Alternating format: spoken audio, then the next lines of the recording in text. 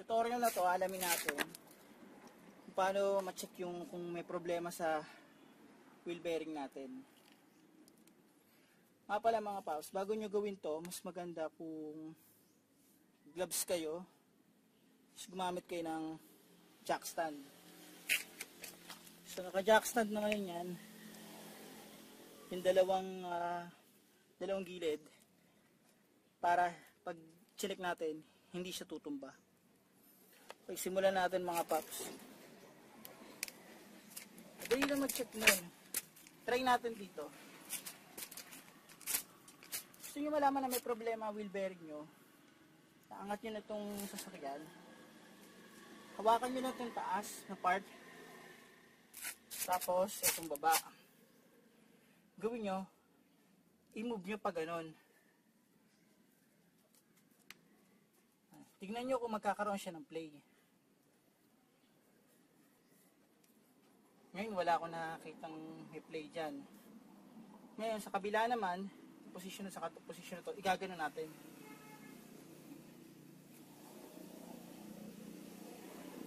Wala rin. Mararamdaman nyo kasi ang paps, kapag gumagalaw, ibig sabihin nun, yung wheel bearing niya sa loob is may play na, maluwag na.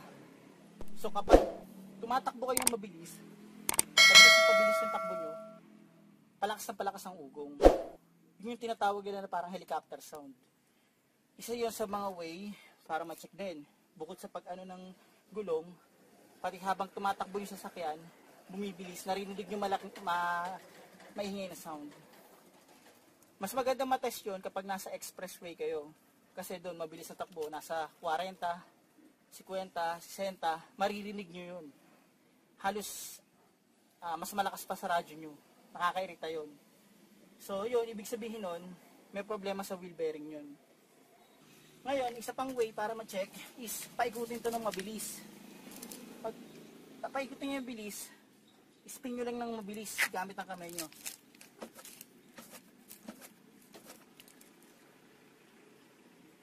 Pag pinaikot nyo ng mabilis, may maririnig kayo na parang may pumipigil. Parang ganun, may pumipigil sa kanya. Sa case na to, sa side na to, wala namang pumipigil. Yan. So, okay na tayo sa side na to. Sa kabilang side naman tayo.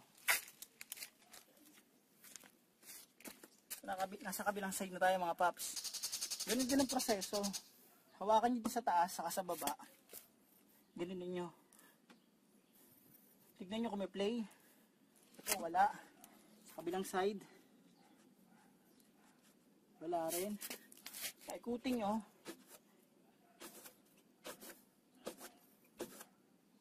Wala akong naririnig. Ibig sabihin, okay yung wheel bearing nito.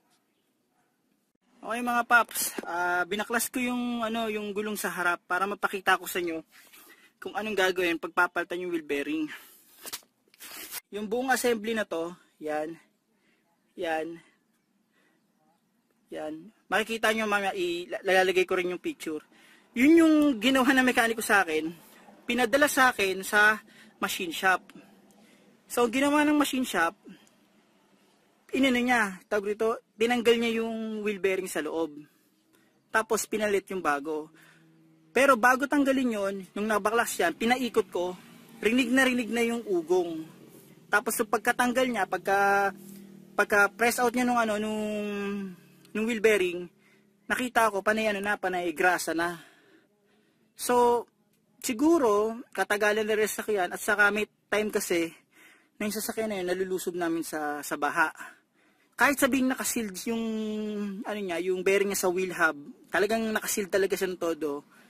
Pag tumatagal, talagang papasukin na talaga siya, lalo na pag palagi mong nilulusog sa baha.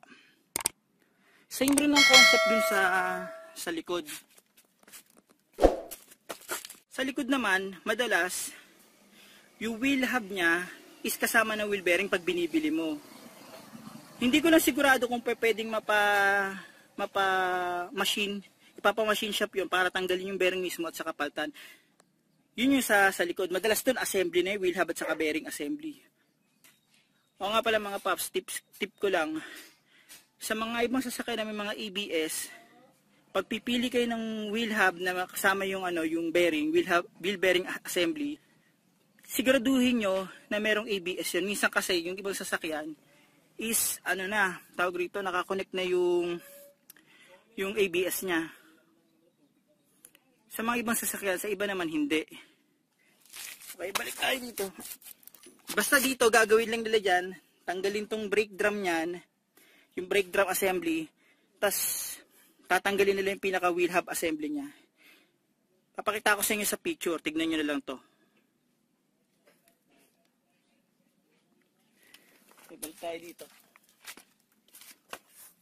Tapos, pag pinaano niya, pinamachine shop niya, hindi ko na matandaan yung presyo, pero nasa 300 to 600 yung pamachine shop. Yun yung pagtanggal ng wheel bearing at saka pagbalik ng wheel bearing. Wheel bearing, hindi ko alam kung magkano yung presyo kasi matagal na namin na experience sa dati naming car.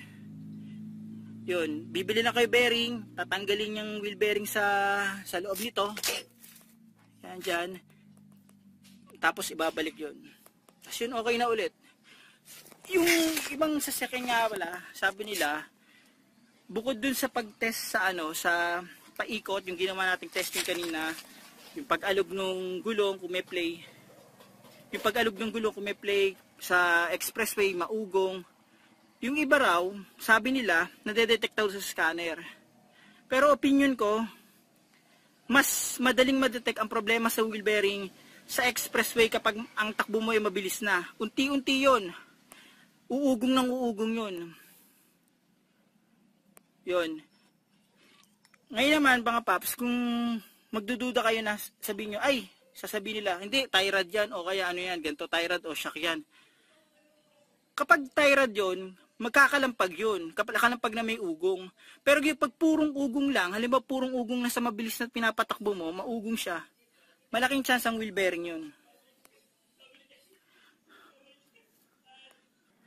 So, ganun lang mga paps. Sana nakatulong tong video na to para malaman nyo kung may problema sa wheel bearing nyo o wala. Susunod nga pala ulit mga paps, kung nagustuhan nyo tong video na to, i-like and subscribe nyo lang yung channel ko para makagawa pa ako mas maraming tips, basic tips sa auto natin. Hanggang sa muli paps, salamat.